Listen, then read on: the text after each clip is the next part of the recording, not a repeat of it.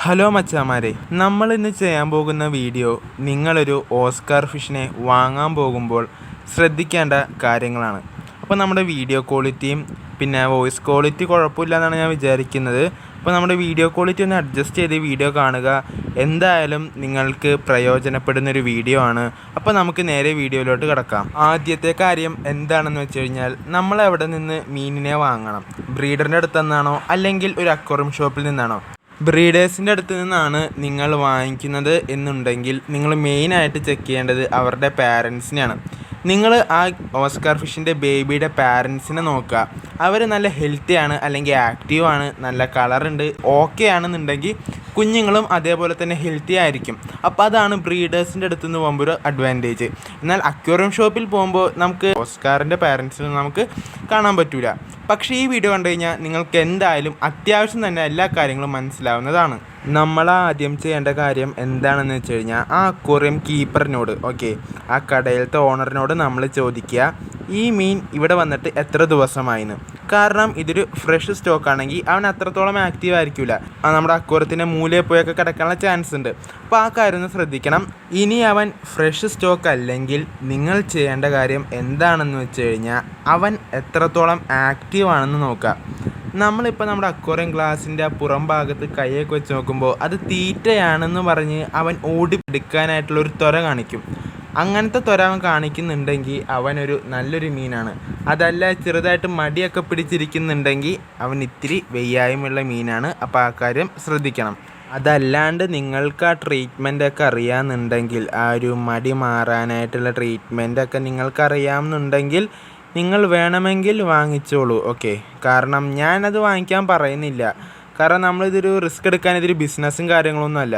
നമ്മളിതിനെ കൊണ്ടുപോകുന്നത് അത്യാവശ്യം അല്ലെങ്കിൽ കുറേ നാളത്തേക്ക് വളർത്താൻ വേണ്ടി മാത്രമാണ്. കൊണ്ടുവന്ന് 2-3 ദിവസം കഴിഞ്ഞിട്ട് ചത്തു പോകാനായിട്ടല്ല നമ്മൾ വാങ്ങിക്കുന്നത്. അപ്പോൾ അങ്ങനത്തെ കാര്യങ്ങളൊന്ന് സൂക്ഷിക്കുക. പിന്നെ നിങ്ങൾ എന്തായാലും ശ്രദ്ധിക്കേണ്ട കാര്യം എന്താണെന്ന് വെച്ച് കഴിഞ്ഞാൽ, നിങ്ങൾ രോഗബാധിതരായിട്ടുള്ള അല്ലെങ്കിൽ രോഗം പിടിപെട്ട ഓസ്കാർ മീനെ ആ ഒരു ടാങ്കിൽ കണ്ടു കഴിഞ്ഞാൽ എന്തായാലും ആ ടാങ്കിലത്തെ ഒരു മീൻ പോലും വാങ്ങിക്കേണ്ടതെന്ന് ഞാൻ പറയുള്ളൂ. കാരണം ആ അസുഖങ്ങൾ മറ്റുള്ള മീന് സ്പ്രെഡ് ആവാനായിട്ടുള്ള ചാൻസ് ഉണ്ട്. ഇപ്പം 4-5 ദിവസങ്ങളൊക്കെ കഴിഞ്ഞാണെന്നുണ്ടെങ്കിൽ എന്തായാലും സ്പ്രെഡാകും.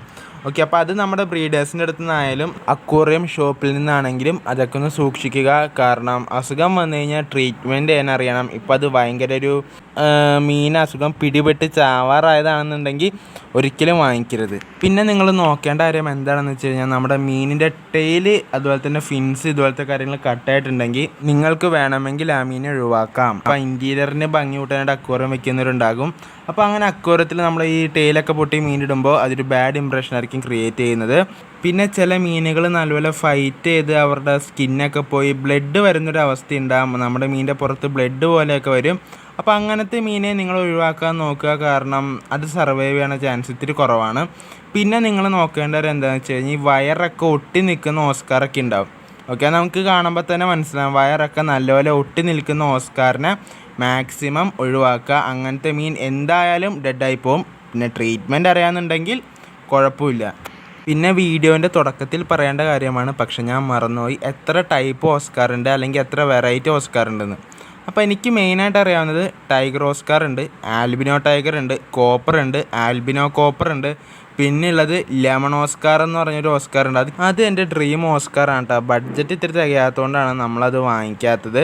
ഇപ്പോൾ എൻ്റെ കയ്യിലുള്ളത് ടൈഗർ ഓസ്കാറാണ്. ഇവനും കിടിലൻ തന്നെയാണ്. പിന്നെ ഇവന് കൊടുക്കുന്ന ഫുഡ്, ഇവൻ്റെ വളർത്തുമ്പോൾ നമ്മൾ ശ്രദ്ധിക്കേണ്ട കാര്യങ്ങൾ, ഇതിനെക്കുറിച്ചൊക്കെയുള്ള ഒരു വീഡിയോ നമ്മൾ എന്തായാലും ഇടുന്നതായിരിക്കും. അപ്പോൾ ആ വീഡിയോ കിട്ടാൻ എന്തായാലും നമ്മുടെ ചാനൽ സബ്സ്ക്രൈബ് ചെയ്ത് വെച്ചേക്കുക. എന്തായാലും നിങ്ങൾക്ക് ഉപകാരപ്പെടുന്നതായിരിക്കും.